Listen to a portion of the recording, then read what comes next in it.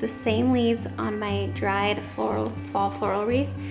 So I'm just gonna see, I'm not sure if I'm gonna use these in here. I might just play with a few, kind of resting out along the sides for a little bit more texture. Or I could even stick them in here. I like that.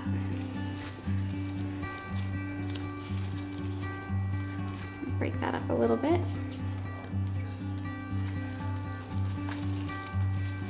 Very cute. So I'm going to kind of build up this way, the dry leaves, and then maybe down this way. So let's do a down piece over here. And just tuck that in like so. This is the final look. How stunning is this fall centerpiece?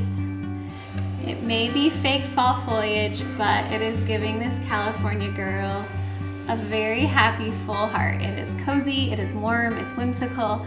It is everything you want for a fall centerpiece. Cannot wait to put this on my table. I hope you guys enjoy building this with me. Super simple, super quick. We probably did this in 10 minutes. And just a lot of fun, unique pieces. So if you have any questions, like always, leave a comment below and I will see you guys soon. Bye.